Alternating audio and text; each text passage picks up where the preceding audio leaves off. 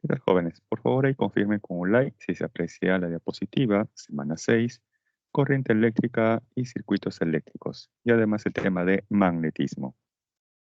Si pueden confirmar con un like o mediante el chat. ¿Sí? Bien, entonces vamos a iniciar primero con lo que corresponde a corriente eléctrica. Y nos dice lo siguiente, que la corriente eléctrica es el flujo de cargas eléctricas, el cual es debido a una diferencia de potencial entre dos puntos de un conductor eléctrico. También nos menciona lo siguiente, que la resistencia eléctrica es una propiedad de los conductores eléctricos, que indica la oposición que manifiesta un conductor cuando pasa una corriente eléctrica por él. Por ejemplo, tengo aquí un alambre conductor de longitud L y de área transversal A. Este conductor eléctrico puede ser de cobre, de plata, de oro o de alguna aleación metálica. Por lo tanto, va a haber un parámetro que lo va a caracterizar. Ese parámetro se conoce como la resistividad eléctrica, que viene representado con este simbolito Rho. Entonces, si este material es oro, entonces el oro tiene un valor característico de la resistividad eléctrica. Si este alambre conductor fuera de cobre, entonces el cobre tiene otro valor característico de la resistividad eléctrica. Por lo tanto, ese parámetro va a depender del material con el cual se está trabajando.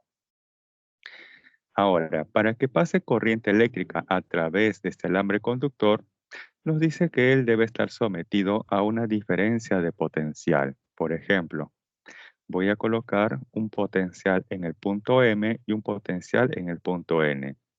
Voy a asumir que el potencial eléctrico en el punto M es mayor que en el punto N. Entonces ahí va a haber una diferencia de potencial y por lo tanto va a haber un flujo de cargas eléctricas o una corriente eléctrica. Ahora, hay que tener en cuenta dos conceptos, la corriente real y la corriente convencional. Se dice corriente real porque son quienes realmente se están desplazando al interior del alambre conductor. En este caso corresponde a los electrones, ya que los electrones son quienes realmente se están desplazando al interior del alambre conductor, debido justamente a esa diferencia de potencial. Pero un detalle, nosotros de aquí en adelante vamos a trabajar con la corriente convencional. Y en la corriente convencional se asume que los que se están desplazando al interior del alambre conductor son los protones. Y los protones se van a desplazar de un mayor hacia un menor potencial eléctrico. Ojo, la corriente convencional con la cual vamos a trabajar va a ir siempre de un mayor hacia un menor potencial eléctrico. Bien, este alambre conductor está ofreciendo una cierta resistencia al paso de esa corriente convencional. Y como más adelante vamos a ver circuitos eléctricos, entonces vamos a analizar aquí su equivalente. Entonces aquí su equivalente tenemos una resistencia eléctrica R que está sometida a una diferencia potencial entre los puntos M y N. Y ahí tenemos justamente la corriente convencional que va de un mayor hacia un menor potencial eléctrico. Esto es importante porque vamos a tener que definir la diferencia de potencial. Potencial eléctrico mayor menos el potencial eléctrico menor es igual a ¿quién? Al producto de la resistencia eléctrica por la intensidad de corriente. Ahora quizás se preguntarán, profe, ¿y cómo obtengo el valor de la resistencia eléctrica o la intensidad de corriente? Para eso entonces vamos con estos conceptos. Se plantea que matemáticamente la intensidad de corriente es igual a la carga neta o total entre el intervalo de tiempo. Y esa carga neta o total es igual al número de electrones o portadores de carga multiplicado por la carga del electrón, pero ojo en magnitud o en valor absoluto. Finalmente, la resistencia eléctrica que está ofreciendo este alambre conductor al paso de la corriente es igual a la resistividad o la longitud entre el área o la sección transversal. Bien, hasta aquí tenemos la primera parte que corresponde a la corriente eléctrica y resistencia eléctrica. Si no hay alguna consulta hasta aquí, entonces paso a la siguiente diapositiva. Y vamos con el problema número 1. Nos dice, la figura muestra un circuito eléctrico por el cual se mide una intensidad de corriente eléctrica de 32 miliamperios. Cuando se abre el interruptor durante 4 milisegundos, determine la cantidad de electrones que fluye durante ese corto tiempo. Entonces tenemos como dato la intensidad de corriente y sabemos que esa intensidad de corriente es igual a la carga entre un intervalo de tiempo. Y a su vez la carga es igual al número de electrones por la carga del electrón en magnitud o en valor absoluto. De ahí vamos a reemplazar.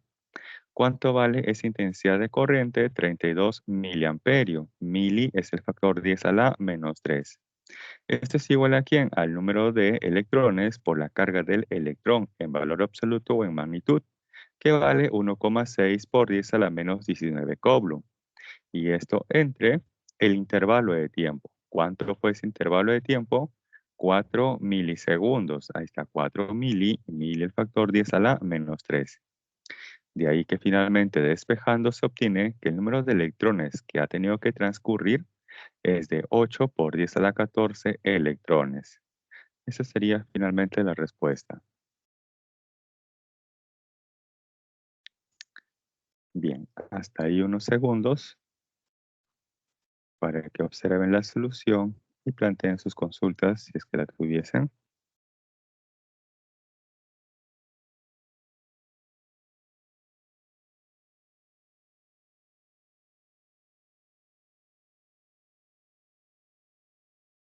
Bien, un problema relativamente sencillo, ¿cierto? Bien, entonces pasamos a la siguiente diapositiva. Está ahí mi consultas.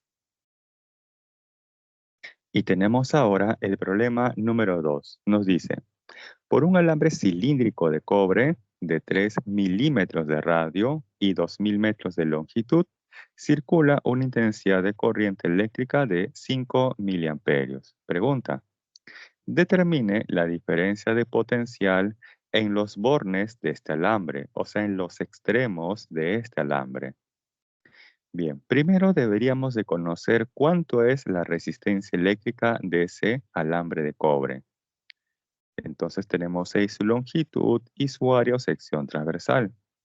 Planteamos entonces que la resistencia eléctrica es igual a la resistividad, en este caso del cobre, ya que de ese material está hecho este alambre, por la longitud y entre el área o la sección transversal.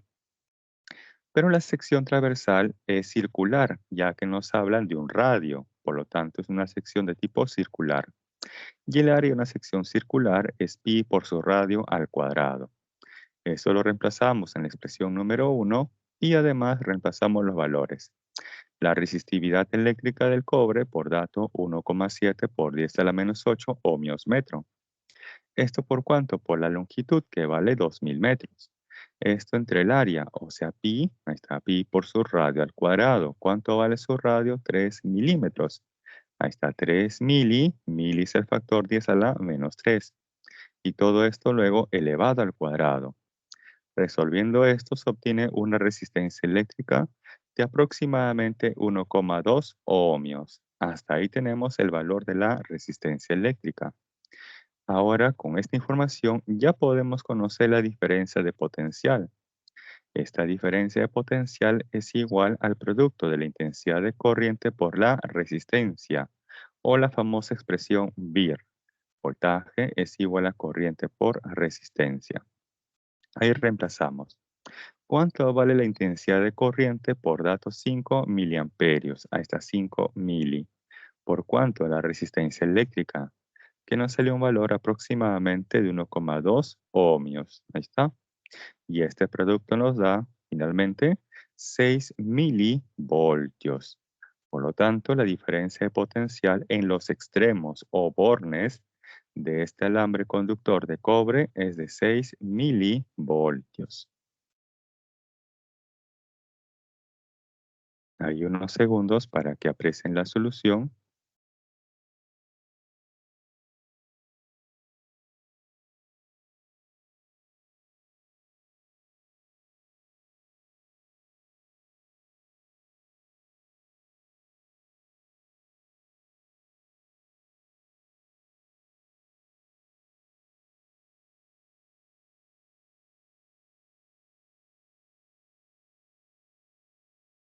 Bien, entonces continuamos si no hubiera una consulta. Ahora vamos con la potencia eléctrica y el efecto Joule. Estos dos están relacionados. Veamos. Nos dice la potencia eléctrica, es la rapidez con que la energía eléctrica se transforma en calor u otra forma de energía. Por ejemplo, aquí al medio tenemos un gráfico. Se observa una pila o batería, cuya, cuya función es almacenar energía eléctrica. Ahora, para que él pueda alimentar a un foco, por ejemplo, se debe instalar una conexión, desde un polo positivo hasta un polo negativo. De esa manera entonces se habrá cerrado un circuito y por lo tanto estará circulando la corriente eléctrica convencional. Esta corriente eléctrica convencional, tener presente que siempre va a salir de la parte positiva y siempre va a entrar por la parte negativa de la fuente pila o batería. Entonces si tenemos esta corriente eléctrica que luego estará alimentando a este foco. ¿Y este foco qué hace? Pues se enciende, ¿correcto? Y luego también pasado un cierto tiempo, si no acerca su mano, va a sentir ahí una cierta cantidad de calor o va a tener una sensación de calor. Entonces, ¿qué se observa? Que la energía eléctrica se ha transformado en energía luminosa y otra parte también en energía calorífica o calor. Entonces quiero conocer en este caso la potencia eléctrica que está consumiendo este foco o entre comillas esta resistencia eléctrica. Para conocer la potencia tenemos tres formas equivalentes. Una de ellas nos dice que la potencia eléctrica es igual a la intensidad de corriente por la diferencia de potencial. La segunda forma nos dice que la potencia eléctrica es igual a la corriente eléctrica elevado al cuadrado por la resistencia. Y la tercera forma nos dice que es la diferencia de potencial elevado al cuadrado entre el valor de la resistencia eléctrica. Cualquiera de las tres nos da como resultado la potencia eléctrica que está consumiendo este foco. Ahora, este foco, como les había indicado, pasa un cierto tiempo, si acercamos nuestra mano, vamos a ahí experimentar una sensación de calor, ya que este foco también está liberando energía calorífica. Y eso se puede cuantificar mediante el efecto Joule. Nos dice que la cantidad de calor disipado en una resistencia eléctrica al pasar una corriente eléctrica durante un intervalo de tiempo se puede expresar o se puede determinar de tres formas equivalentes. La primera nos dice que es la intensidad de corriente por la diferencia de potencial y por el intervalo de tiempo. La segunda expresión nos dice que es la corriente elevado al cuadrado por la resistencia eléctrica y por un intervalo de tiempo. Y la tercera forma nos dice que el calor es igual a la diferencia potencial elevada al cuadrado entre la resistencia eléctrica y esto finalmente multiplicado por un intervalo de tiempo. Si ustedes comparan las expresiones de la potencia eléctrica y la que es para el calor, van a notar que las expresiones son parecidas. Ustedes van a notar ahí que las expresiones son parecidas. ¿En qué se diferencian? Es que para conocer el calor se ha multiplicado luego por quién, por el intervalo de tiempo. Entonces a la potencia le multiplicamos luego por el intervalo de tiempo, lo que vamos a conocer es el calor o la energía calorífica. Por ejemplo, en el examen les pueden plantear lo siguiente: una plancha, una termoeléctrica, un hervidor eléctrico, una estufa, ¿correcto? En este caso, una plancha, ya que cualquiera de esos dispositivos que les acabo de mencionar transforman la energía eléctrica en energía calorífica, como por ejemplo una plancha. Ahí tenemos una plancha o la base metálica y por ahí el cable, el que va conectado luego a un enchufe. Conectamos el enchufe a un tomacorriente de 220 voltios, que es el que existe en el Perú, y por lo tanto va a alimentar a nuestra plancha. Internamente, en la base metálica de la plancha, al interior, hay una resistencia eléctrica, que está en forma de un cable enrollado, de esta manera. Entonces, si tenemos una resistencia eléctrica, supongamos que esa resistencia eléctrica sea de 1000 ohmios. Vamos a suponer, sea de 1000 ohmios, ¿correcto? Y les dicen, se emplea una plancha durante un intervalo de 5 minutos, ¿correcto? La plancha tiene una resistencia interna de 1000 ohmios y es conectado a una diferencia potencial de 220 voltios. No les pido que me digan cuánto vale, simplemente quiero que me digan qué expresión utilizarían para hallar el calor. La primera, la segunda o la tercera expresión.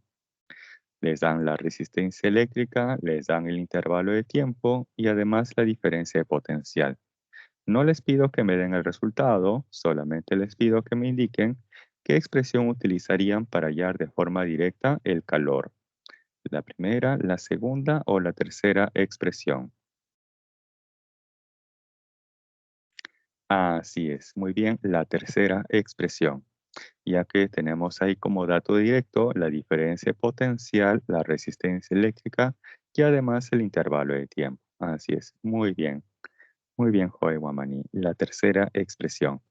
Pero hay que tener presente que la diferencia potencial debe estar expresada en voltios, la resistencia eléctrica en ohmios y el intervalo de tiempo en segundos.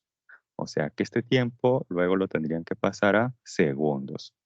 Y de esa manera el calor, que es un tipo de energía, estará finalmente expresado en joule. Muy bien. Hasta aquí, ¿alguna consulta?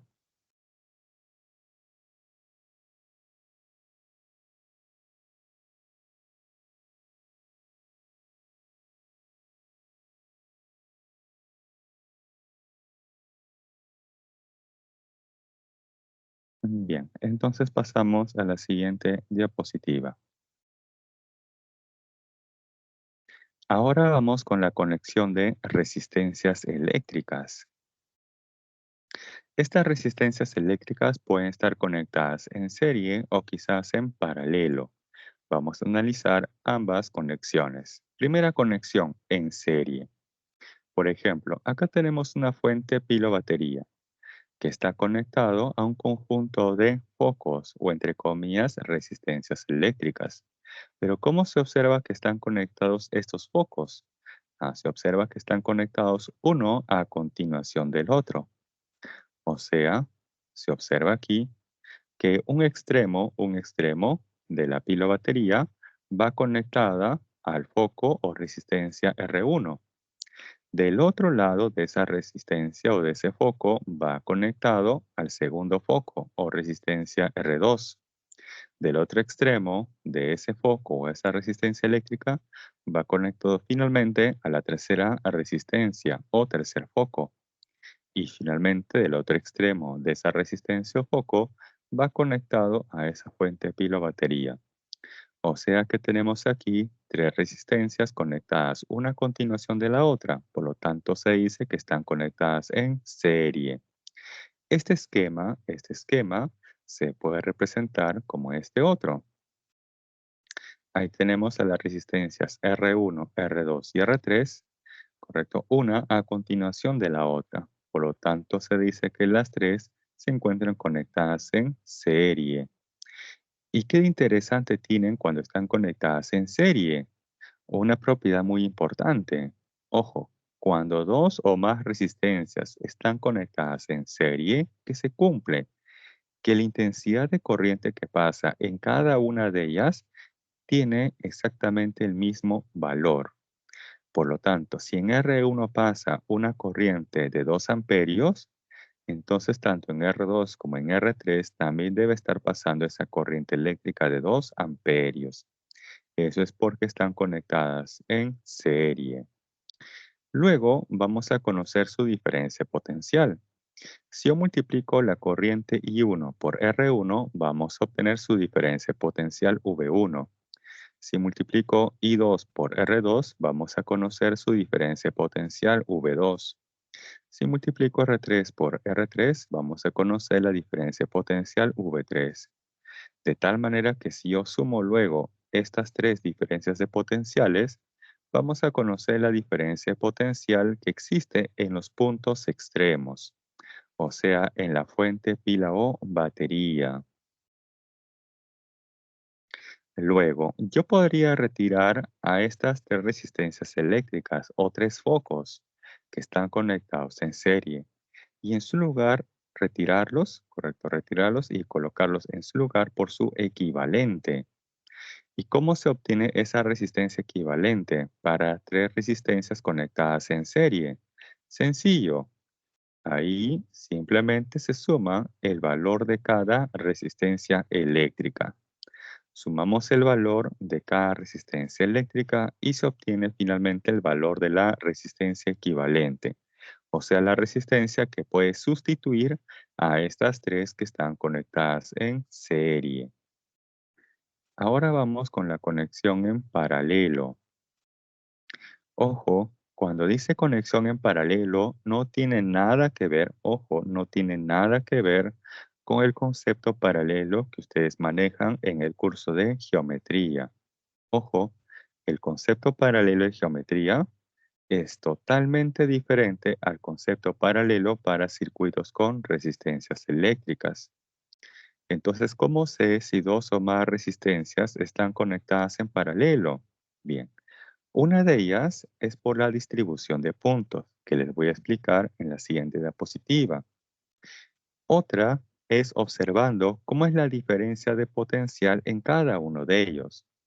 Si la diferencia de potencial en cada una de las resistencias tiene el mismo valor, entonces se dice que están conectadas en paralelo. Por ejemplo, aquí se observa una fuente pila-batería, donde tengo la parte positiva. De la parte positiva se extrae un cable y se conecta a este punto,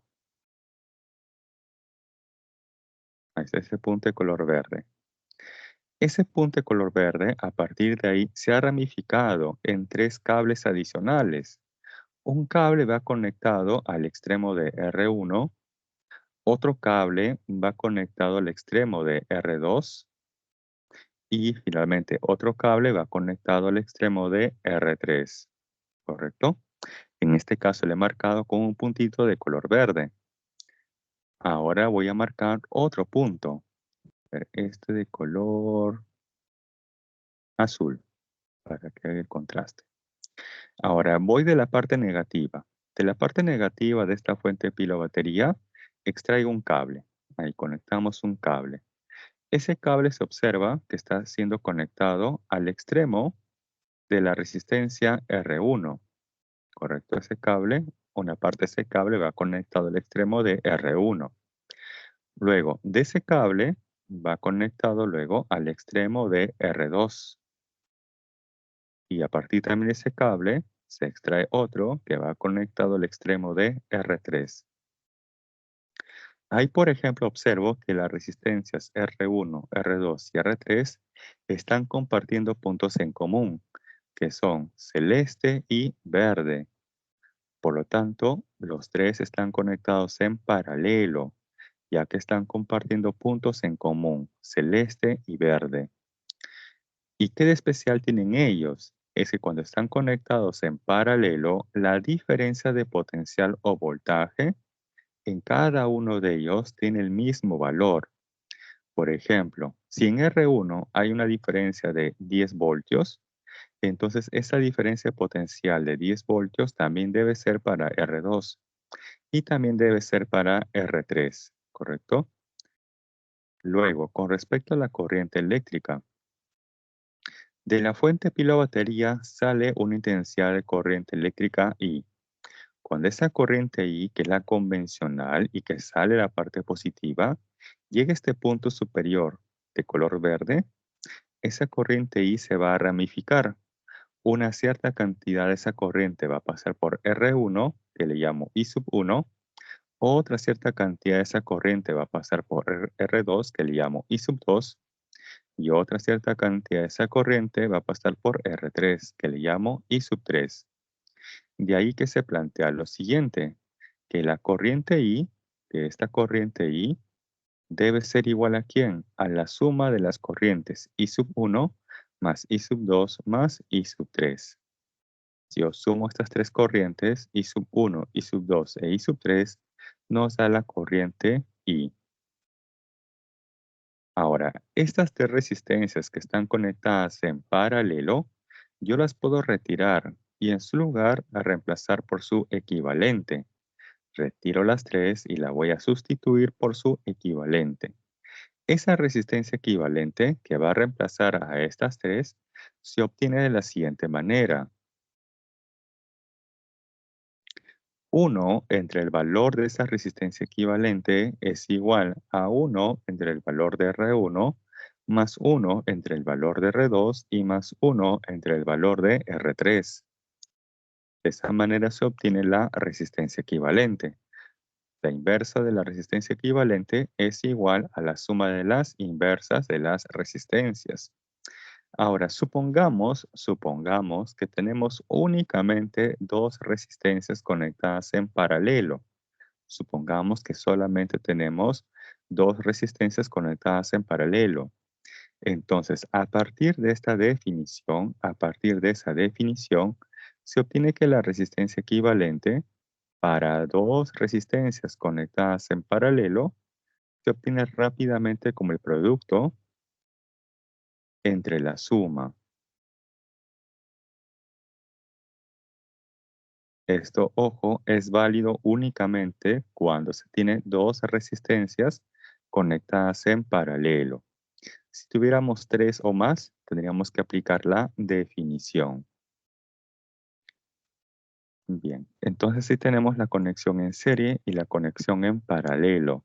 Tengan presente que las propiedades de dichas conexiones son totalmente diferentes, tanto para la corriente, la diferencia de potencial o inclusive para determinar el valor de la resistencia equivalente.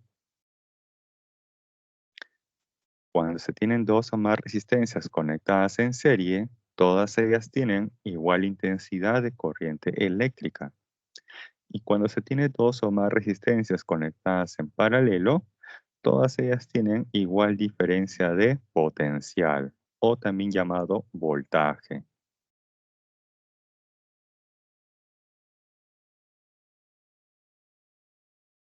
Bien, si no hay consultas hasta ahí, bien, continuamos. Ahora aquí, ¿cómo determinamos el valor de la corriente eléctrica? Porque en el esquema anterior solamente se les propuso que esa corriente eléctrica sale de la fuente pila o batería, ¿correcto? Y luego se distribuye en el circuito. Pero ahora quiero conocer su valor. ¿Cómo lo obtengo? Para eso se va a utilizar las leyes de Kirchhoff. Por ejemplo, acá tengo un circuito conformado por dos fuentes, pilas o baterías y tres resistencias eléctricas. Quiero conocer la corriente eléctrica que pasa en cada una de las resistencias. O sea, quiero conocer cuánto vale I sub 1, I sub 2 e I sub 3. Para esto primero vamos a utilizar la ley de mallas. Una malla es una trayectoria cerrada o es un circuito cerrado. Por ejemplo, esta de verde es una malla. También por aquí tenemos una segunda malla.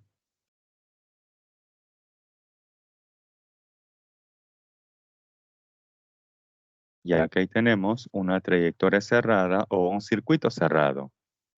Y en cada malla se va a plantear lo siguiente, que la sumatoria de fuentes es igual a la sumatoria de los productos corriente por resistencia o resistencia por corriente, ya que A por B es igual que B por A. Entonces, en la primera malla, en esta que está encerrada de color verde, tenemos una sola fuente. Ahí está, E sub 1. ¿Es igual a quién? Al producto de esa resistencia R1 por la corriente I sub 1, más quién la resistencia R3 por I sub 3. Luego, en la segunda malla, la que encerrado de color celeste. Sumatoria de fuentes, ahí tenemos una sola, E sub 2. ¿Es igual a quién? A R2 por I2 más R3 por I3. Si yo observo aquí la cantidad de incógnitas que tenemos hasta el momento en esas dos ecuaciones, vamos a contabilizar tres incógnitas, que son justamente las corrientes eléctricas. Ahí tengo en total tengo en total 3 incógnitas, que son las corrientes eléctricas, pero únicamente 2 ecuaciones. Entonces, esto hasta el momento se hace irresoluble. Para esto se va a tener que complementar con la otra ley de Kirchhoff, llamada ley de nudos, que nos plantea que la sumatoria de corrientes que ingresan es igual a la sumatoria de corrientes que salen, pero son las que ingresan o son las que salen respecto de un mismo punto o respecto de un mismo nudo. Por ejemplo, respecto al punto B, ahí respecto al punto B, se observa que las corrientes que están así como que ingresando o llegando al punto B son las corrientes I sub 1 e I sub 2. Y con respecto a ese mismo punto, se observa que la corriente que está así como que saliendo del punto B es la corriente I sub 3. Por lo tanto, planteamos ahí que la corriente I sub 1 más la corriente I sub 2 debe ser igual a la corriente I sub 3. Sumatoria de corrientes que ingresan al punto B es igual a la sumatoria de corrientes que salen del punto B. Ahora sí, tenemos 3 ecuaciones con 3 incógnitas y esto ya se hace resoluble. Ya se podría conocer el valor de cada corriente eléctrica. Hasta ahí tenemos las leyes de Kirchhoff. Entonces ya tenemos las propiedades de la conexión serie y conexión en paralelo y además ya podemos saber cómo determinar el valor de esa corriente eléctrica. Una de ellas es aplicando la ley de mallas. Si con esta ley de mallas no puedo determinar aún la corriente, entonces me veré forzado a utilizar luego la ley de nudos.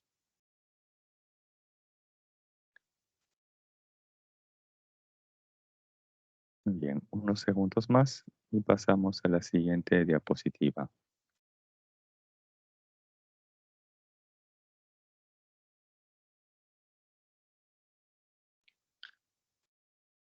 Bien. Tenemos ahora el problema número 4. Nos dice, el circuito mostrado es parte de un sistema eléctrico complejo. Si se requiere reemplazar el conjunto de resistores por uno solo, conectado entre A y B, pregunta, ¿cuál sería su resistencia equivalente? Bien, entonces acá tenemos 4 resistencias y la tenemos que reemplazar por una sola, por su resistencia equivalente. Para eso tenemos que observar cómo están conectadas las resistencias, si están en serie o en paralelo. Para esto voy a hacer una distribución de puntos. Por ejemplo, tengo aquí el punto A.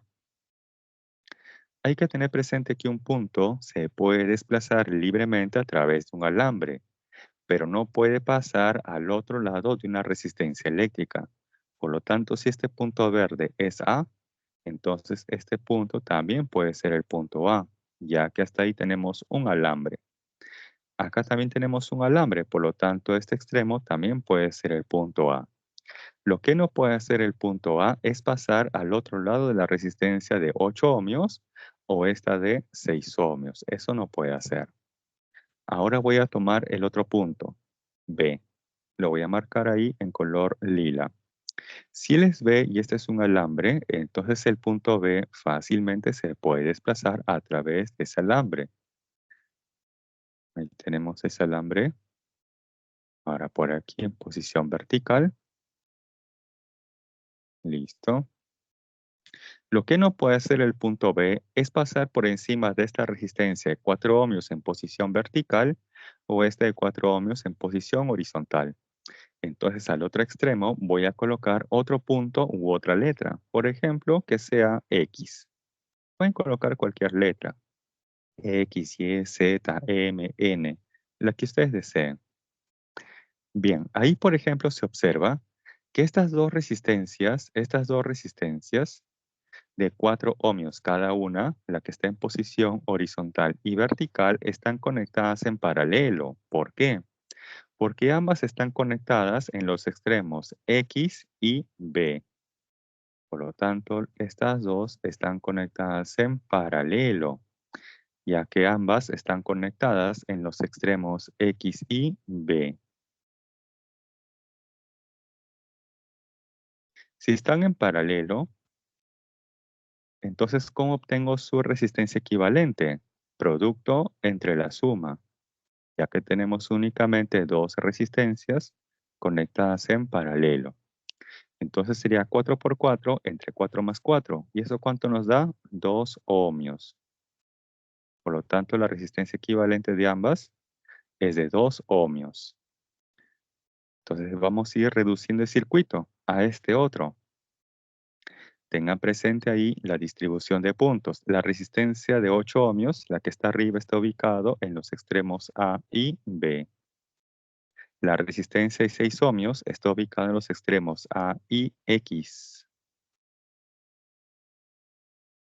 Está la de 8 ohmios ubicada en los extremos A y B. Y la resistencia equivalente de estas dos que están conectadas en paralelo debe estar luego conectado en los extremos X y B. Ahí tenemos esa resistencia de 2 ohmios. Ahora, ¿cómo están conectadas estas dos resistencias? Esta de 6 y esta de 2 ohmios. Ahí se observa que están conectados uno a continuación del otro. Por lo tanto, están en serie. ¿Y cómo obtiene su equivalente por una conexión en serie? Simplemente con la suma. O sea, esto vale 8 ohmios. Y esa resistencia eléctrica de 8 ohmios luego debe estar conectado en los extremos A y B. Ahí tengo la de 8 ohmios, la que está arriba, y la de 8 ohmios, que es la equivalente, la que está abajo. ¿Cierto? Ahora, ¿cómo están conectadas estas dos resistencias eléctricas de 8 ohmios cada una? Ambas se observan que están conectadas en los puntos extremos A y B, A y B. Por lo tanto, ambas están conectadas en paralelo. Ojo, no es porque están geométricamente en paralelo. Eso no justifica. En este caso, lo que justifica que estén en paralelo es la distribución de puntos, ya que ambos comparten puntos en común, AB, AB. ¿Y cómo se obtiene el equivalente? Sencillo, producto entre la suma, ya que tenemos únicamente dos resistencias en paralelo. ¿Y esto cuánto nos va a dar?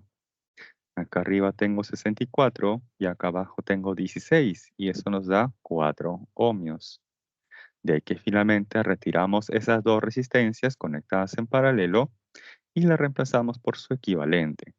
Y al hacer eso, ¿qué obtengo? Una sola resistencia que está ubicada en los extremos A y B. Y esa sería finalmente nuestra resistencia equivalente del circuito. Bien. Hasta ahí observen la solución.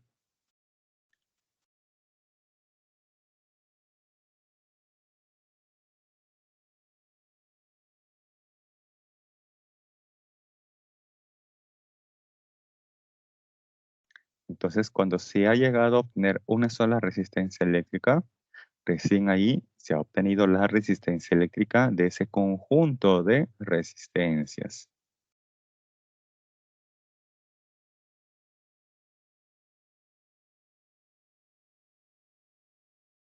Bien, si no hay consultas, entonces paso a la siguiente diapositiva. Y ahora tenemos el problema número 5. Nos dice, un ingeniero requiere determinar la potencia del circuito mostrado para el funcionamiento de un juguete. Si en los extremos A y B se conecta una fuente eléctrica de 4 voltios, pregunta, determine la potencia del circuito. Bien, para conocer la potencia eléctrica del circuito, primero tengo que reducir el circuito, ya que así tal como está, va a ser un tanto complejo. No va a ser posible hacerlo de una forma fácil o sencilla, así tal como está. Entonces voy a hacer una distribución de puntos. Tengo aquí al extremo izquierdo del punto A, el cual no puede pasar por encima de cualquier elemento. Por lo tanto, ahí se queda. Ahora voy a analizar el punto B, que se encuentra al extremo derecho. Y él tampoco podría pasar al otro lado de esa resistencia de 2 ohmios, por lo tanto, ahí se queda. Ahora aquí, al otro extremo de la resistencia eléctrica, que se encuentra aquí a la izquierda, allí voy a colocar otro punto u otra letra. Pueden colocar cualquier letra del abecedario, a excepción de A y B, ya que ellos están fijos. Por ejemplo, voy a colocar aquí el punto M. Si él es M y este es un alambre, entonces ese punto fácilmente se puede desplazar a través de dicho alambre. Si él es M, M, M, y aquí también podría ser M. Listo. M no puede pasar al otro lado de esas resistencias de 12 ohmios cada una. Ahora voy a agarrar otro punto u otra letra. Por ejemplo, aquí esta, que sea el punto N. Si él es N y este es un alambre, entonces él también puede ser N. Este de aquí también puede ser N. Y este también puede ser N. Listo. ¿Qué se observa ahí? Que esta resistencia de 12 ohmios está ubicada en los extremos M y N. Esta de 12 también está ubicada en los extremos M y N. Y esta de 12 también ubicado en los extremos M y N. Por lo tanto, los tres están conectados en paralelo, ya que están compartiendo puntos en común, M y N. ¿Qué puedo hacer con ellos? Los puedo retirar y en su lugar reemplazar por su equivalente. Pero ¿cómo obtengo ese equivalente? Con la suma de las inversas. Entonces aquí debe ser 1 entre 12 más 1 entre 12 más 1 entre 12. Lo interesante aquí es que tengo tres fracciones homogéneas, por lo tanto va a ser más fácil. Entonces coloco un mismo denominador y sumo los numeradores. En este caso nos va a dar 3. Ahí finalmente multiplicamos en aspa y se obtiene que la resistencia equivalente de esas tres que están conectadas en paralelo, ¿cuánto debe ser? 4 ohmios. Eso es porque las tres están conectadas en paralelo. Bien. ¿Qué hago con esta resistencia de 4 ohmios? Pues ahora la vamos a reemplazar en el circuito. Ahí tenemos los extremos A y B.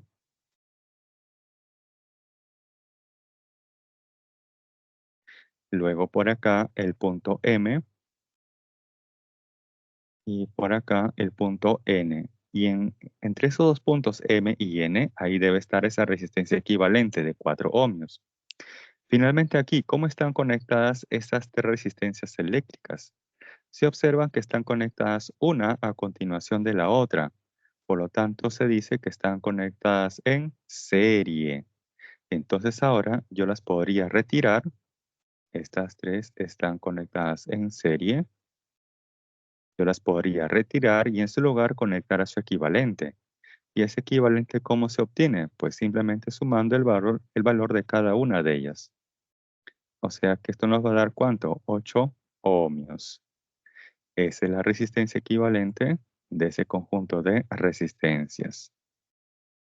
Y esa resistencia equivalente es la que está consumiendo toda la energía, o en este caso toda la potencia eléctrica.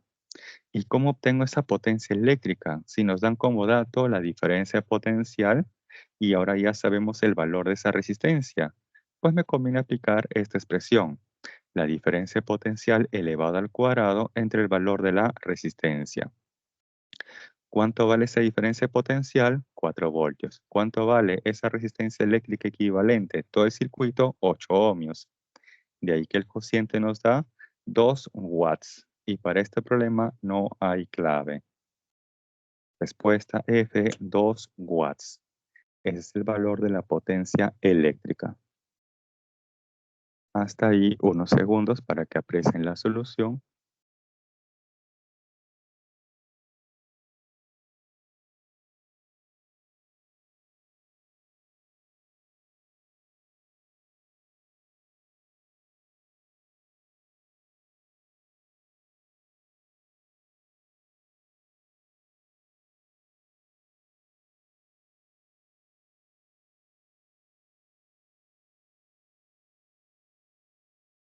Entonces mi recomendación es que ustedes hagan una distribución de puntos. Si ustedes observan que dos o más resistencias están compartiendo puntos en común, Entonces todas ellas están conectadas en paralelo. Como por ejemplo aquí estas tres que están ubicadas en los extremos M y N. Y si ustedes observan que están conectadas una a continuación de la otra, como en el esquema del medio, entonces ahí se dice que están conectadas en serie.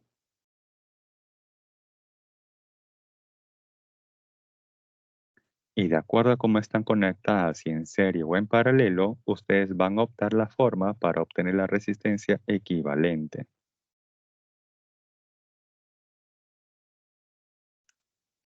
Bien, continuamos. Y tenemos ahora el problema número 6. Nos dice, la figura muestra un circuito de un aparato eléctrico con tres fuentes de voltaje para acumular más energía a la red. Pregunta, determine el valor de la intensidad de corriente que circula por el circuito. Bien, hay que tener en cuenta un detalle, que las fuentes pilas o baterías tienen una polaridad positiva y una negativa. Y por la polaridad positiva es por donde sale la corriente convencional. Por ejemplo, esta fuente 60 voltios tiene la parte positiva en la parte superior, ya que la parte positiva siempre es la barrita más larga y la más corta siempre es la negativa. Ojo, siempre la más larga es la polaridad positiva y la más corta siempre es la polaridad negativa. Entonces, por la parte positiva sale la corriente eléctrica y va a ser este recorrido. Eso es para la fuente de 60 voltios. Pero acá tengo una de 4 voltios y observo cuál es su parte positiva. Entonces, de la parte positiva sale la corriente y lo hará en este sentido. Luego tengo otra de 6 voltios. Tengo ahí su parte positiva y su parte negativa. Y la corriente convencional siempre sale la parte positiva. Y finalmente tengo aquí una de 2 voltios. Ahí tengo su parte positiva y su parte negativa. Y la corriente convencional siempre sale la parte positiva. Y por lo tanto esa corriente va a hacer este recorrido. Si ustedes observan aquí, las corrientes que da cada fuente va en sentidos contrarios. Una de ellas es horario y la otra es antihorario. Entonces, ¿con cuál me quedo? Bien, en principio ustedes podrían elegir cualquier sentido arbitrario y luego, según el valor de la corriente, poder deducir si la corriente es horario o antihorario. Otra forma es observar el valor de las fuentes. Por ejemplo, acá hay una que vale 60 voltios. Por lo tanto, esta fuente va a empujar con mayor fuerza su corriente. Entonces, es de esperar que el sentido de la corriente que nos da esta fuente es la que va a prevalecer en el circuito, ya que ésta va a empujar con mayor fuerza su corriente. Por lo tanto, vamos a asumir este sentido de la corriente en el circuito. Listo. Ahora sí, planteamos aquí la ley de Maya. Sumatoria de fuentes es igual a la sumatoria de los productos corriente por resistencia. Sumamos las fuentes, 60 más 4 más 2 más 6, uno podría pensar, pero hay un pequeño detalle. Si yo estoy asumiendo este sentido de la corriente, si estoy asumiendo este sentido de la corriente, entonces estrictamente voy a sumar a aquellas fuentes que nos dan este sentido de la corriente. ¿A qué fuente nos dan estrictamente este sentido de la corriente? La de 60 voltios y ¿quién más? La de 6 voltios. Si ustedes observan, las fuentes de 4 y de 2 voltios nos dan corrientes en sentido opuesto al cual estamos trabajando. Por lo tanto, para esas dos fuentes se le va a colocar adelante el signo negativo, ¿correcto? Para esas fuentes que nos dan corriente en el sentido opuesto al cual estamos trabajando, a ellas se le va a colocar adelante el signo negativo. Luego, esto va a ser igual a ¿quién? A la sumatoria de las corrientes por la resistencia o la resistencia por la corriente. Por eso que tengo ahí 6 por I, más 3 por I, más 4 por I y más 7 por I. De ahí vamos a obtener por este lado 60 y por este lado 20 veces I. De ahí 20 va a pasar a dividir y se obtiene que esa corriente eléctrica es de intensidad 3 amperios. Luego vamos con el problema número 3. Nos dice, se tienen dos resistores o dos resistencias conectadas en serie a una fuente de 40 voltios. Si la resistencia de uno de ellos es de 6 ohmios y la otra es desconocida, Rx, determine la resistencia del resistor desconocido, por el cual circula una corriente de intensidad 2 amperios. Entonces aquí tenemos una malla y en esta malla pues se va a cumplir ley de mallas, o sea, sumatoria de fuentes es igual a la sumatoria de los productos corriente por resistencia. ¿Cuántas fuentes hay en esta malla? Una sola. ¿Cuánto vale? 40 voltios. Esto es igual a quién? A la sumatoria de los productos corriente por resistencia. Veamos aquí. La corriente sale de la parte positiva y hace este recorrido. Y por dato, esa corriente eléctrica es 2 amperios. Por eso tenemos ahí, luego, la corriente 2 por la resistencia 6 más la corriente 2 por la resistencia Rx, la desconocida. Este producto 2 por 6 que nos da 12 va a pasar a restar a 40 y eso nos da 28. ¿Es igual a quién? A 2 veces Rx. Este 2 va a pasar a dividir y de ahí finalmente esa resistencia desconocida es igual a 14 ohmios. Ahí tenemos entonces los problemas 6 y 3.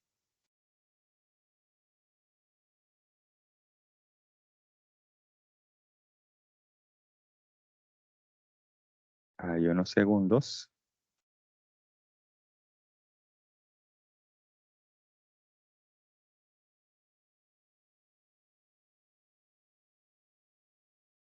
Bien, entonces continuamos si me consultas hasta aquí. Bien. Ahora vamos con la parte del magnetismo.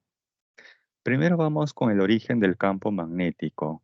En primer lugar, tenemos aquí a las cargas eléctricas en movimiento.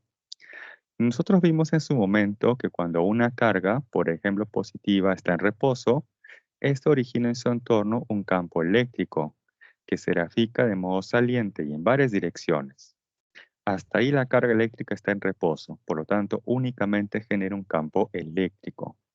Ahora, ¿qué ocurre si esta carga de pronto se encuentra en movimiento? Entonces tiene una cierta velocidad. Entonces esta carga ahora en movimiento va a generar en su entorno un campo magnético, que es una cantidad física vectorial, que va a ser expresado con la letra B mayúscula.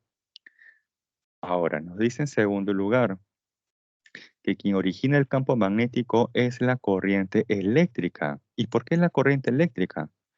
Porque vimos en la primera diapositiva que la corriente eléctrica no es nada más y nada menos que cargas eléctricas en movimiento, pero dentro de un alambre conductor.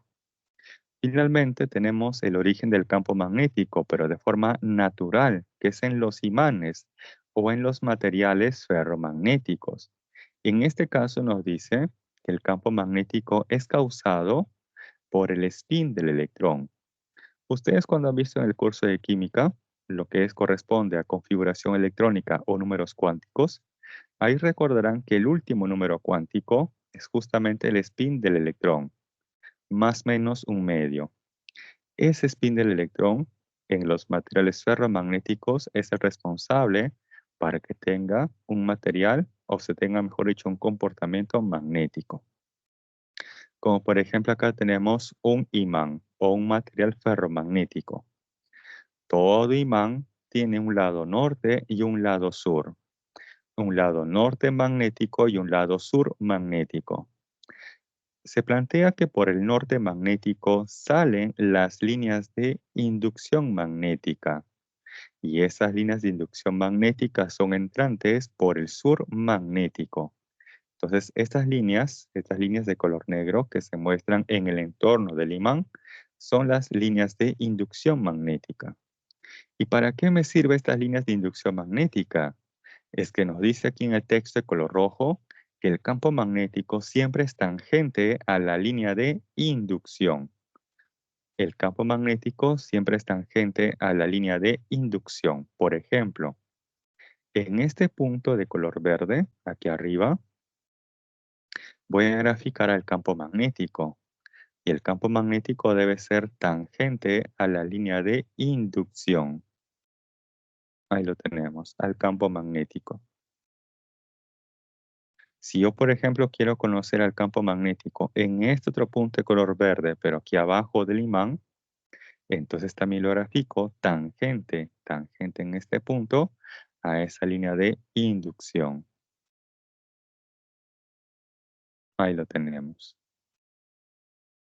Entonces tengan presente que el campo magnético siempre se grafica tangente a la línea de inducción magnética. Ahí tenemos entonces las tres fuentes del campo magnético. La primera, la carga eléctrica en movimiento; la segunda, la corriente eléctrica; y la tercera, en los materiales ferromagnéticos, como por ejemplo un imán. Bien, ahora nos vamos a concentrar en el campo magnético debido a la corriente eléctrica. Por ejemplo, esta corriente eléctrica va a ser transportada en un alambre recto e infinito o muy largo. Por ejemplo, aquí tengo un alambre en posición vertical que transporta una corriente eléctrica dirigida hacia arriba. Entonces, esta corriente va a generar en su entorno un campo magnético.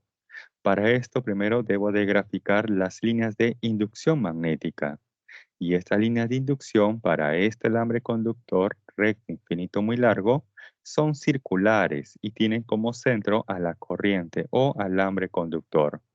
Por ejemplo, y tenemos esas líneas de inducción magnética: amarillo, celeste y color negro.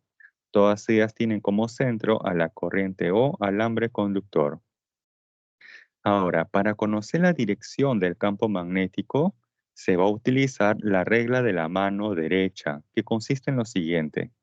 El dedo pulgar va en la dirección de la corriente y los otros cuatro dedos van a girar en torno al dedo pulgar, estableciendo así la dirección del campo magnético.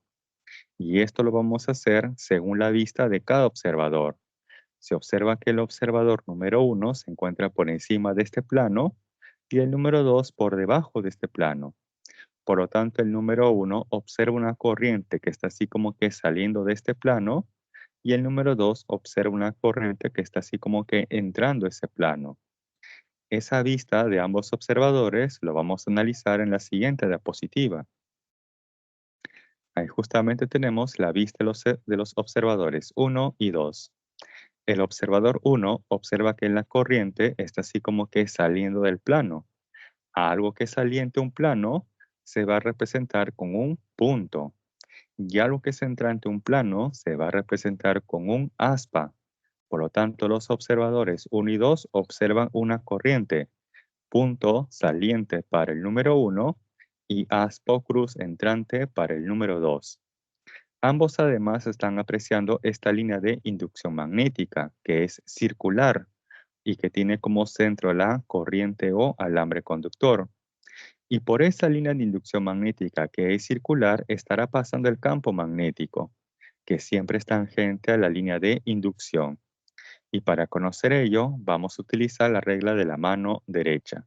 Por ejemplo, para el observador número 1, la corriente dice que es saliente, notación punto. Por lo tanto, todos, con su dedo pulgar de la mano derecha, como si estuviera saliendo del plano de su pantalla, o se van a señalar a ustedes mismos con su dedo pulgar. Usualmente cuando se señala una persona, lo hacen ustedes con el dedo índice. En este caso lo van a hacer con su dedo pulgar. Entonces ustedes se van a señalar con su dedo pulgar de la mano derecha. Luego, los otros cuatro dedos que deben de formar 90 grados con la palma de la mano, ubíquenlo aquí arriba, en este punto de color celeste, allí. Mantengan fijo a su dedo pulgar señalando hacia ustedes y ahora coloquen sus otros cuatro dedos en ese punto de color celeste. Y confirmen con un like si sus cuatro dedos están dirigidos hacia la izquierda. Ahí confirmen con un like si sus otros cuatro dedos están dirigidos hacia la izquierda. O también lo pueden hacer mediante el chat. Ok, perfecto. Entonces acaban de conocer la dirección del campo magnético en dicho punto. Muy bien. Ahora vamos con el observador número 2. Él observa que la corriente es entrante. Ahora quiero conocer, por ejemplo, la dirección del campo magnético en este punto de color celeste, allí. Entonces aquí van a hacer lo siguiente. La corriente es entrante al plano de su pantalla. Por lo tanto, ahora todos con su dedo pulgar van a señalar su pantalla. Ahora ustedes con su dedo pulgar de la mano derecha van a señalar su pantalla. Manteniendo fijo a su dedo pulgar señalando su pantalla, ahora coloquen sus otros cuatro dedos en ese punto de color celeste y confirmen ahí si sus otros cuatro dedos están dirigidos u orientados hacia abajo. Ahí confirmen luego con un like si sus otros cuatro dedos en ese punto de color celeste están orientados o dirigidos hacia abajo. Perfecto. Acaban de conocer la dirección del campo magnético en dicho punto. Hasta ahí tenemos por lo menos algunos ejemplos para ya la dirección del campo magnético, tanto para una corriente saliente o una corriente entrante un plano. Ahora quiero conocer la magnitud de este campo magnético. Y esto se evalúa como mu sub 0, que es una constante que vale 4pi por 10 a la menos 7 tesla metro por cada amperio, que se le conoce como la permeabilidad magnética del vacío. A esta constante mu sub 0 se le multiplica por la intensidad de corriente I, y esto entre 2pi por r, donde r representa la distancia que hay de la corriente hacia el punto donde se desea conocer el campo magnético. Bien, hasta ahí tenemos entonces el campo magnético para un alambre recto e infinito o muy largo. También ya sabemos la representación del punto y aspa. Punto indica que algo es saliente y aspa indica que algo es entrante a un plano. Y esta notación punto o aspa va a depender también de la ubicación del observador.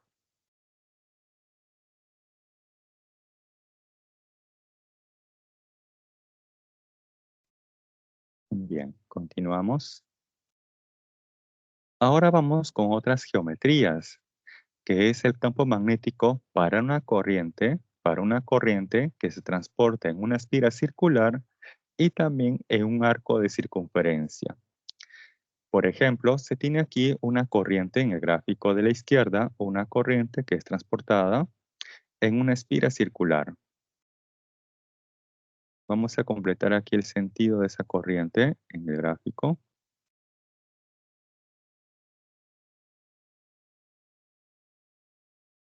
Bien. Quiero conocer entonces tanto la magnitud como la dirección del campo magnético en el centro de esta espiral circular. Para esto vamos a utilizar la regla de la mano derecha. Pero ojo, esta regla es totalmente diferente a la que vimos anteriormente, ya que se trata de geometrías diferentes. Aquí consiste en lo siguiente. Los cuatro dedos van a girar en el sentido de la corriente. Y finalmente, la dirección en la cual está señalando el dedo pulgar nos va a establecer la dirección o la orientación del campo magnético. Si, por ejemplo, aquí ustedes giran sus cuatro dedos, tal como aparece en el gráfico de la izquierda, van a notar ahí que su dedo pulgar está dirigido hacia arriba o señalando hacia el techo. De ahí que el campo magnético en el centro de la espiral circular lo grafico hacia arriba. Hasta ahí tenemos la dirección, pero también es importante conocer su magnitud. Y esa magnitud se evalúa como mu sub 0 por la intensidad de corriente entre dos veces el radio. Ahora aquí en el gráfico de la derecha, acá se tiene para un arco de circunferencia. Ahí tenemos una corriente eléctrica ahí que está siendo transportada en un arco de circunferencia. Quiero conocer tanto la magnitud como la dirección en el centro del arco de circunferencia. Para conocer la dirección del campo magnético también se utiliza la regla de la mano derecha, que se utilizó para la espira circular. O sea que estas dos geometrías comparten la misma regla de la mano derecha. O sea que para ambos los cuatro dedos van a girar en el sentido de la corriente. Y luego la orientación del dedo pulgar nos va a establecer la dirección del campo magnético. Si ustedes giran sus cuatro dedos en este sentido de la corriente, que es para ese arco de circunferencia, ahí también van a notar que su dedo pulgar está señalando hacia arriba. Por lo tanto, este campo magnético está orientado o dirigido hacia arriba. Pero además hay que tener presente que este campo magnético es perpendicular al plano, donde está contenido este arco de circunferencia. Ahora, para conocer la magnitud de este campo magnético, se expresa de la siguiente manera, como mu sub 0 por la intensidad de corriente entre dos veces el radio. Pero esto luego multiplicado por un factor, que es θ, el ángulo central θ, entre 360 grados sexagesimales. Por lo tanto, θ aquí debe estar expresado en el sistema sexagesimal. Bien, hasta ahí unos segundos. Entonces, ojo, estas dos geometrías comparten la misma regla de la mano derecha, donde los cuatro dedos van a girar en el sentido de la corriente. Y luego, la orientación del dedo pulgar nos va a establecer la dirección del campo magnético.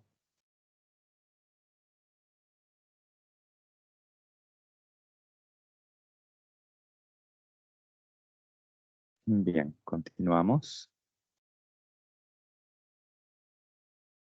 Y tenemos ahora el problema número 7. Nos dice, determine el módulo o la magnitud de la inducción magnética, o sea, del campo magnético, asociado al conductor rectilíneo en el punto P. Si en el punto M la inducción magnética o la magnitud del campo magnético es de 50 microteslas. Bien. Entonces, primero hay que tener presente que para un alambre recto, infinito o muy largo, la expresión de la magnitud del campo magnético es mu sub 0 por la intensidad de corriente entre 2pi por la distancia. Entonces, en el punto M,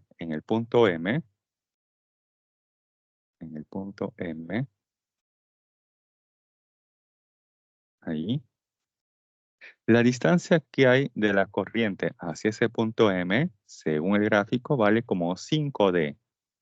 Por lo tanto, allí planteamos que la magnitud del campo magnético es igual en el punto M a mu sub 0 por la intensidad de corriente entre 2pi por la distancia. Esa distancia vale como 5D. Pero ¿cuánto vale la magnitud del campo magnético en el punto M? Según el texto de color marrón, vale 50 microteslas. Ahí está 50 micro. Luego aquí en el denominador, 2 por 5 nos da 10. Este 10 pasa a multiplicar al otro lado y de ahí que tengo que este factor mu sub 0 por i entre pi por d es igual a 500 micro, ¿correcto? Hasta ahí tengo que este cociente es igual a 500 micro. Ahora, con esa información voy a conocer la magnitud del campo magnético en el punto P. Para ello igualmente empleamos mu sub 0 por i entre 2pi por la distancia. Pero ahora aquí la distancia vale como 2D. Vale como 2D.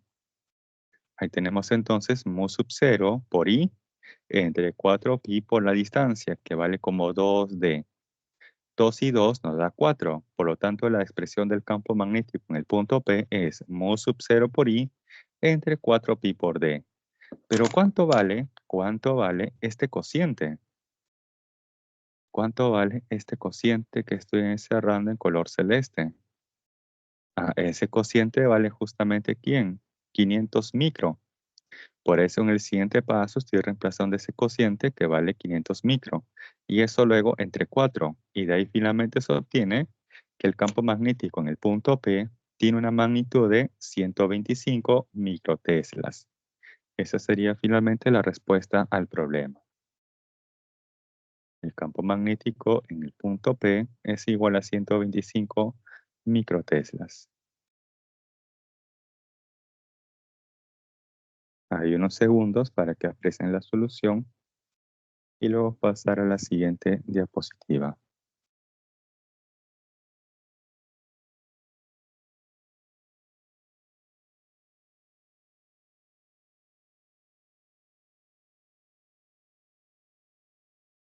Bien, continuamos. Si no hay consultas hasta aquí. Ahora vamos con la fuerza magnética. A ver, cuando se tiene una carga positiva o negativa que se está desplazando con una cierta velocidad v y de pronto esa carga que se encuentra en movimiento interactúa con un campo magnético, entonces la carga va a experimentar una fuerza magnética. Hay que tener presente que la fuerza es una cantidad física vectorial, por lo tanto, tiene una magnitud y una dirección. ¿Cómo obtener la magnitud de la fuerza magnética? Sencillo. Es el producto de la carga, pero ojo, la carga en magnitud o en valor absoluto, por la magnitud de la velocidad o la rapidez de la partícula cargada. Luego por la magnitud del campo magnético que está interactuando con esa carga en movimiento. Y finalmente por el seno de teta. ¿Quién es teta? Es el ángulo formado por la velocidad y el campo magnético. ¿Correcto? Hasta ahí tenemos la magnitud de la fuerza magnética. Pero también quiero conocer la dirección de la fuerza magnética. Entonces, para ello, vamos a utilizar la regla de la mano derecha, que consiste en lo siguiente. Todos con su mano derecha van a hacer lo siguiente. Dedo pulgar, como aparece en ese gráfico, dedo pulgar va en la dirección de la velocidad de la partícula cargada, ya sea esta positiva o negativa.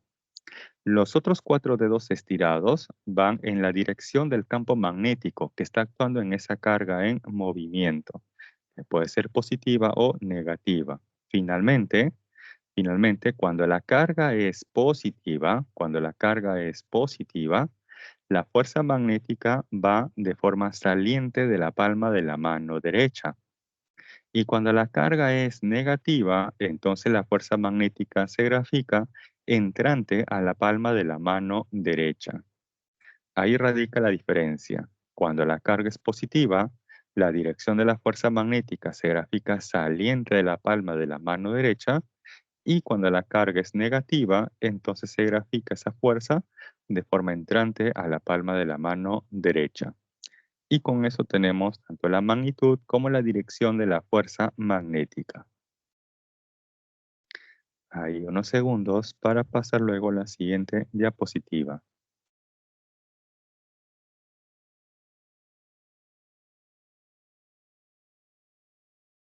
Y también observar del gráfico que la fuerza magnética siempre es perpendicular tanto a la velocidad como al campo magnético. La fuerza magnética siempre es perpendicular tanto a la velocidad como al campo magnético. Bien, continuamos. Ahora vamos a analizar la trayectoria de una partícula cargada dentro de un campo magnético uniforme. Nos dice lo siguiente. Cuando a una región donde existe un campo magnético uniforme, con una velocidad perpendicular a la dirección del campo magnético, o sea, entonces, describe una trayectoria circular. Por ejemplo, voy a asumir que inicialmente esta partícula cargada se ubique en esta posición, ahí abajo, ¿correcto? Ahí se encuentra. Inicialmente se encuentra en esa posición. Entonces, esta carga se está desplazando inicialmente hacia la derecha dentro de una región con campo magnético, que según el gráfico es notación aspa, notación entrante. Entonces, esta carga va a experimentar una fuerza magnética. Si rápidamente hacemos el ejercicio, entonces todos hagamos lo siguiente. Dedo pulgar de la mano derecha señalando hacia la derecha. Manteniendo fijo al dedo pulgar señalando hacia la derecha, ahora los otros 4 dedos estirados va en la dirección del campo magnético. Como aquí el campo magnético tiene notación aspa, entonces quiere decir que el campo magnético es entrante al plano de su pantalla. Por lo tanto, sus 4 dedos ahora señalando su pantalla. Manteniendo fijo a su dedo pulgar señalando hacia la derecha, Ahora los otros 4 dedos van a señalar hacia su pantalla. Como la carga con la cual estamos trabajando aquí es positiva, entonces la fuerza magnética debe ser saliente de la palma de la mano derecha. O sea, en este caso, esa fuerza magnética para esa posición específica está dirigida hacia arriba. Ahí confirmen con un like, ahí confirmen con un like si la fuerza magnética les ha salido también hacia arriba. Perfecto, perfecto. Y ahí tenemos entonces un ejemplo de cómo determinar la fuerza magnética para esa condición. Bien, esa fuerza magnética va a hacer entonces que la carga empiece a describir una trayectoria circular de radio R. Y como describe una trayectoria circular, entonces está presente también la aceleración centrípeta, ya que la aceleración centrípeta siempre aparece cuando un cuerpo describe una trayectoria circular. Y ahí planteamos entonces dinámica circular, que la sumatoria de fuerzas en dirección radial es igual a la masa por la magnitud de la aceleración centrípeta. En este caso, la única fuerza que tiene dirección radial o dirección de la aceleración centrípeta es la fuerza magnética. Por lo tanto, aquí la fuerza magnética y la fuerza centrípeta son iguales. ¿Cómo se obtiene la magnitud de la fuerza magnética? Según la diapositiva anterior, es la magnitud de la carga por la rapidez, por la magnitud del campo magnético y por el seno de teta. Pero en este caso, ¿cuánto vale teta? Teta vale 90 grados. ¿Por qué? Porque nos dice aquí en el texto, de color marrón, dice con una velocidad perpendicular a la dirección del campo magnético, o sea que la velocidad de la partícula y el campo magnético forman entre sí 90 grados. Y el seno de 90 es igual a 1. Esto va a ser igual a la masa por la magnitud de la aceleración centrípeta. ¿Cómo se evalúa la magnitud de la aceleración centrípeta? De dos formas equivalentes. La rapidez al cuadrado entre el radio o la rapidez angular al cuadrado por el radio. Si reemplazo la primera expresión aquí, despejando obtenemos que el radio que describe es igual a la masa por la rapidez entre la carga por la magnitud del campo magnético. Si reemplazo la segunda expresión aquí, obtenemos entonces que la rapidez angular es igual a la carga por el campo entre la masa. La carga, el campo y la masa van a ser constantes, ya que la carga no se está desintegrando y el campo magnético es homogéneo, uniforme o constante. Por lo tanto, todo esto es constante. Y si él es constante, entonces él también es constante. O sea, está girando con un MCU. De ahí se desprende que la trayectoria circular que describe es del tipo MCU. ¿Y qué se recuerda del MCU? Que la rapidez angular también se puede expresar como 2pi por la frecuencia o 2pi entre el periodo. Finalmente, de la diapositiva anterior les había indicado que la fuerza magnética siempre es perpendicular tanto a la velocidad como al campo magnético. Y aquí también la fuerza magnética va a ser perpendicular tanto a la velocidad como al campo magnético. Por lo tanto, aquí la fuerza magnética no realiza trabajo. Por lo tanto, el trabajo de la fuerza magnética siempre es igual a cero. Independientemente de la cantidad de vueltas o fracción de vueltas que realice la partícula cargada, el trabajo de la fuerza magnética siempre es igual a cero, ya que la fuerza magnética siempre es perpendicular a la velocidad. Por lo tanto, aquí esta fuerza no realiza trabajo. Hasta aquí unos segundos.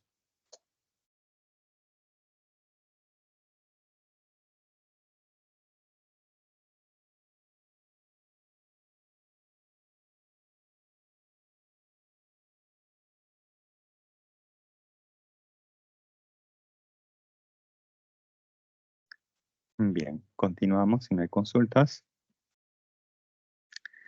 Finalmente, para esta parte de la fuerza magnética, vamos a analizarlo en un alambre conductor que transporta corriente eléctrica y de una cierta longitud L. Por ejemplo, acá tengo un alambre conductor de longitud L por el cual está pasando esa intensidad de corriente I.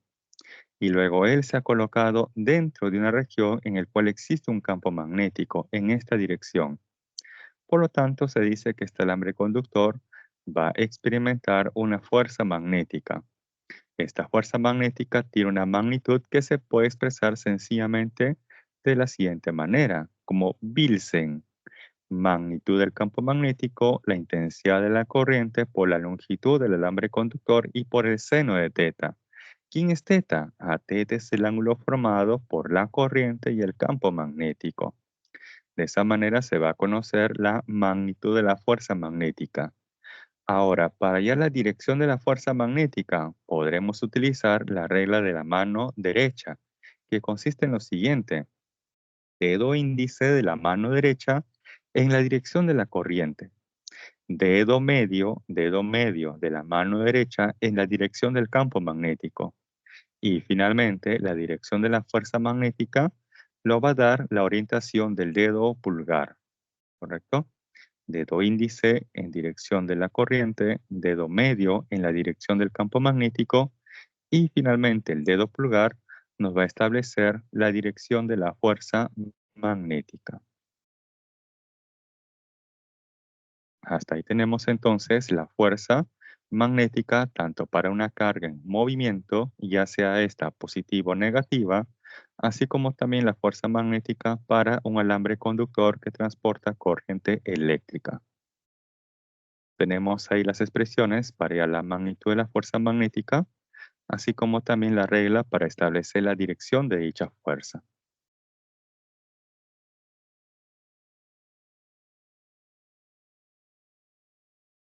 Bien, continuamos. Finalmente, y entiendo que posiblemente estén un poquito agotados, y más aún con la sensación de calor que se tiene, pues ya que estamos en verano, vamos a finalizar con lo que corresponde al flujo magnético. Nos dice que es la medida del número de líneas de inducción magnética que pasan a través de una superficie. Por ejemplo, acá tengo una espira circular. Esta espira puede ser cuadrada, puede ser triangular, hexagonal o inclusive de forma irregular. Pero esta espira está encerrando o está delimitando una cierta área o superficie por la cual está pasando las líneas de inducción magnética o las líneas del campo magnético, ¿correcto? Ahora, para conocer el flujo magnético, se debe de trazar la recta normal. Esa recta normal, ojo, siempre es perpendicular al plano donde está contenida la espira circular. ¿Y para qué nos sirve graficar esta recta normal? Es que se observa que esta recta normal con el campo magnético o las líneas de inducción están formando un ángulo teta, el cual nos va a servir para conocer numéricamente el flujo magnético. Y ahí planteamos que el flujo magnético es igual a la NBA coseno de teta. N representa el número de espiras, número de enrollamientos. B nos representa la magnitud del campo magnético. A nos representa el área o superficie que está delimitando la espira conductora. Y luego viene el coseno de teta, donde teta es el ángulo formado por esa recta normal y el campo magnético.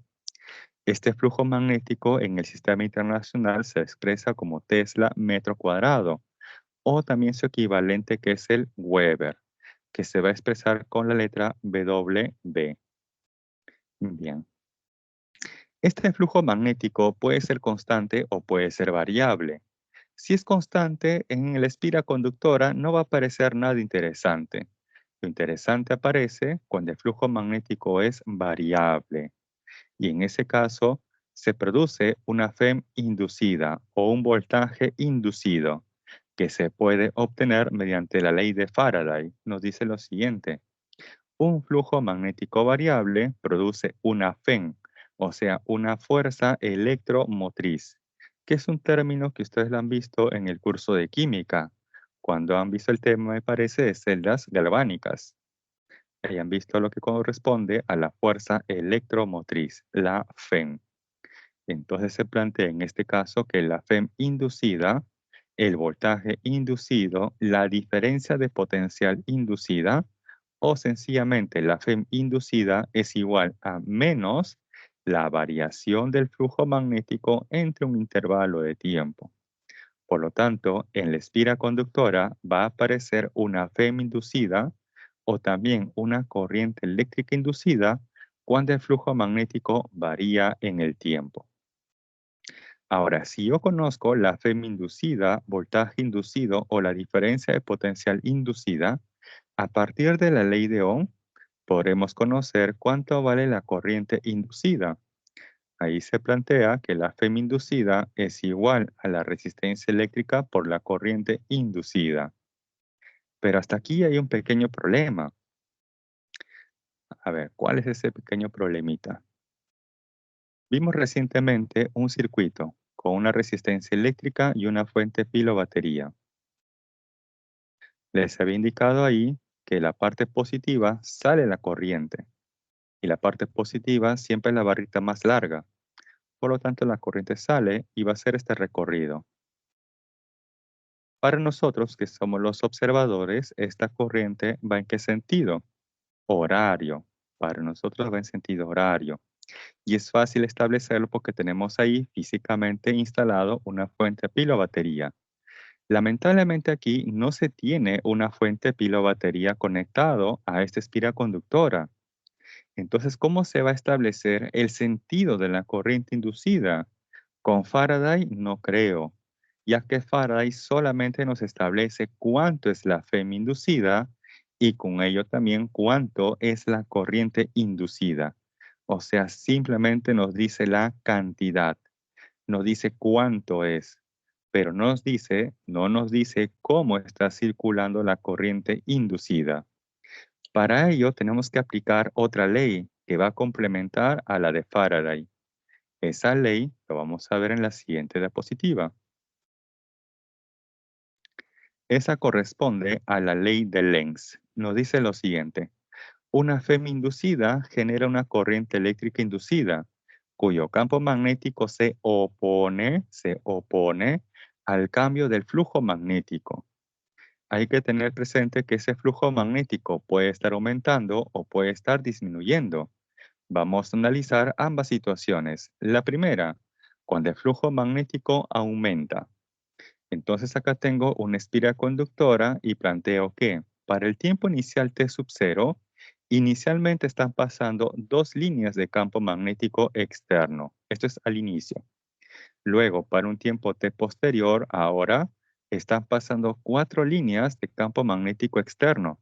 Por lo tanto, el flujo magnético se ha incrementado, porque tengan presente que la definición literal del flujo magnético es el número de líneas que atraviesa una área o superficie.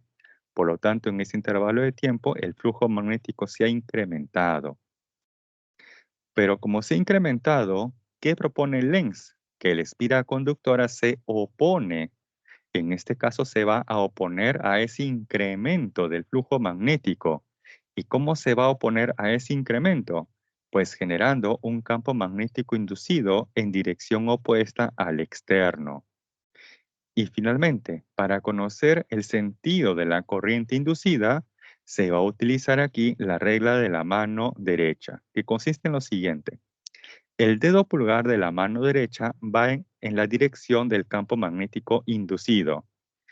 Y finalmente, los otros cuatro dedos, girando en torno al dedo pulgar, nos va a establecer el sentido de la corriente inducida. Entonces, todos, con su dedo pulgar, señalando hacia abajo, señalando su teclado, ya que aquí se observa que el campo magnético inducido está dirigido hacia abajo.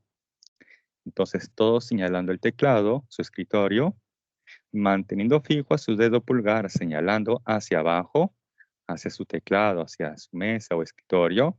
Ahora giren sus otros cuatro dedos y confirmen con un like si sus otros cuatro dedos están girando de esta manera, como indica esa flecha de color verde.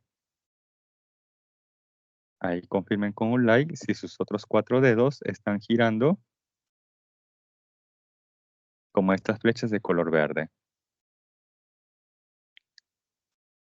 Dedo pulgar señalando hacia abajo, hacia el teclado. Muy bien. Hasta ahí tenemos entonces cuando el flujo magnético aumenta. Ahora vamos con el otro caso, cuando el flujo magnético disminuye. Tenemos inicialmente 4 líneas de campo magnético. Luego, para un tiempo posterior, ahora tenemos únicamente 2 líneas del campo magnético. Por lo tanto, el flujo magnético ha disminuido. ¿Y qué nos propone Lenz? Que la espira conductora se opone, en este caso, a esa disminución. ¿Y cómo se opone a esa disminución? Pues generando un campo magnético inducido en igual dirección que el campo magnético externo. Por lo tanto, si el campo magnético externo está dirigido hacia arriba, entonces el inducido también hacia arriba. Finalmente aquí, para conocer el sentido de la corriente inducida, van a colocar ustedes su dedo pulgar hacia arriba, señalando al techo. Manteniendo fijo a su dedo pulgar señalando hacia arriba o hacia el techo, ahora giren sus otros 4 dedos en torno al dedo pulgar y confirmen ahí con un like si sus 4 dedos se están girando de esa manera, como indica esa flecha en color verde. Y de esa manera habremos obtenido el sentido de la corriente inducida. En resumen, cuando el flujo magnético aumenta, el campo magnético externo e inducido tienen direcciones opuestas. Por lo tanto, se dice que se están repeliendo o existe una repulsión entre ellas. Y cuando el flujo magnético disminuye, entonces el campo magnético externo e inducido tienen igual dirección y por lo tanto se dice que entre ellas existe una atracción. Conociendo la dirección del campo magnético inducido y utilizando la regla de la mano derecha, se establece finalmente el sentido de la corriente inducida.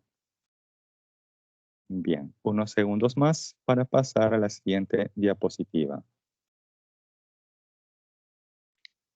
En esta ley, como observan, no se utiliza ninguna ecuación, todo es cualitativo. La ley de Faraday es cuantitativa y la de Lenz es cualitativa.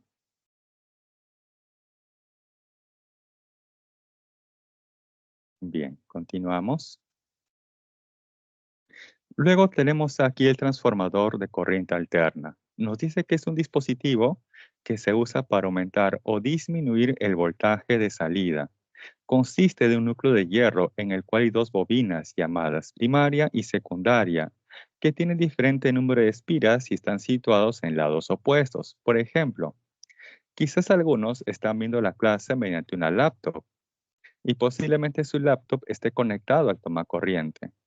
Si ustedes observan la conexión que va de su laptop al tomacorriente, van a ver que en la parte intermedia hay una pequeña cajita. Internamente en esa caja hay un transformador que permite transformar el voltaje de 220 voltios que proviene del tomacorriente al voltaje que requiere justamente la batería de su laptop. Ese voltaje de la batería de la laptop va a depender del modelo o la marca de cada laptop. ¿Y cómo hacemos para aumentar o disminuir ese voltaje? Por ejemplo, el voltaje que proviene del tomacorriente al voltaje que requiere la batería de su laptop. Pues ahí utilizamos, por ejemplo, este concepto. Se plantea que de forma ideal la potencia del primario es igual a la potencia del secundario, pero la potencia también se puede expresar como el voltaje por la corriente. Por lo tanto, para el lado primario tenemos ahí voltaje primario por corriente del primario. Y para el lado secundario tenemos ahí voltaje secundario por la corriente del secundario. Pero hasta aquí relacionamos solamente voltaje y corriente. Quizás también va a ser necesario relacionar voltaje y número de espiras. Entonces planteo esta otra expresión. Voltaje primario entre voltaje secundario es igual a la corriente del secundario entre la corriente del primario. Y esto a su vez es igual al número de espiras del primario entre el número de espiras del secundario. Y quizás algunos se preguntarán, profe, ¿y cuál es el lado primario y cuál es el lado secundario de un transformador? Como se observa en este esquema, el lado primario siempre va conectado a una fuente de voltaje o una fuente de corriente eléctrica. Y el lado secundario del transformador siempre va conectado al equipo que se quiere hacer funcionar. Por lo tanto, el lado primario va conectado, en este caso, al toma corriente, y el lado secundario va conectado hacia su laptop, ¿correcto? Siempre el lado primario va conectado a la fuente de voltaje o a la fuente de corriente, y el lado secundario siempre va conectado al equipo que se quiere hacer funcionar o cargar. En este caso, para ese ejemplo, fue su laptop. También es válido para un celular, por ejemplo, o una tablet.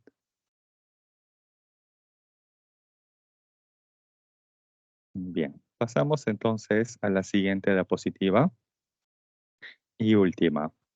Nos dice, indique verdadero o falso según corresponden las proposiciones. Dice en la primera, el sentido de la corriente inducida en la espira es horario, pero ojo, visto por el observador A, el que se encuentra aquí arriba. Se observa que el imán está cayendo. Si está cayendo y se está acercando a la espira, entonces el flujo magnético se está incrementando. Entonces, ojo, hasta ahí sé que el flujo magnético se está incrementando ya que existe un acercamiento del imán con esta espira. Recordar que por el lado sur del imán, el campo magnético o las líneas del campo magnético o de inducción magnética son entrantes. Este es el campo magnético, ojo, del imán, ¿correcto? Ahora, existe un acercamiento, por lo tanto, el flujo magnético se está incrementando. Y si el flujo magnético se incrementa, entonces por ley de Lenz, el campo magnético externo e inducido van en direcciones opuestas. Si el campo magnético externo, que es dado por el imán, va hacia arriba, entonces el campo magnético inducido, el que está generando la espira conductora, va hacia abajo. Y ahora voy a utilizar la regla de la mano derecha. Dedo pulgar en la dirección del campo magnético inducido, por lo tanto, dedo pulgar señalando hacia abajo, hacia el piso, hacia el teclado, hacia la mesa. Manteniendo fijo el dedo pulgar señalando hacia abajo, giro mis otros 4 dedos en torno al dedo pulgar. Y ahí ustedes van a notar que sus 4 dedos eran.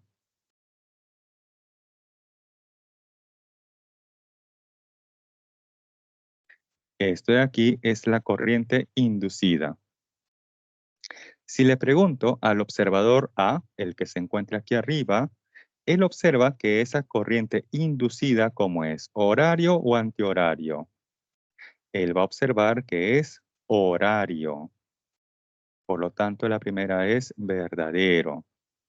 En la segunda proposición nos dice, el sentido de la corriente inducida en la espira es antihorario, pero ojo, visto por el observador cuando se coloca en la posición B. Entonces, tengo un observador en A y otro observador en B. Si A observa una corriente que es horario, entonces B, el que se encuentra al otro lado, va a observar esa corriente, pero en sentido antihorario. Y nos dice antihorario sí, por lo tanto también es verdadero. Finalmente nos dice en la tercera proposición, cuando el imán cae, existe una fuerza de repulsión, o sea, los campos magnéticos se están repeliendo, ¿verdadero o falso? Si existe un incremento en el flujo magnético, ya que aquí tenemos un acercamiento del imán y la espira conductora, entonces por la ley de Lenz existe una repulsión, ya que los campos magnéticos externo e inducido tienen direcciones opuestas. Por lo tanto, existe una repulsión. Listo. Ahí tenemos entonces las claves de los ejercicios de casa y finalmente la solución del problema número 8. Y con ello hemos finalizado la clase de hoy. Hasta aquí, ¿alguna consulta?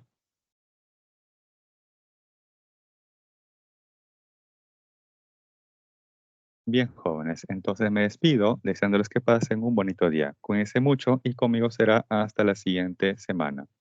Gracias a todos por su atención y participación.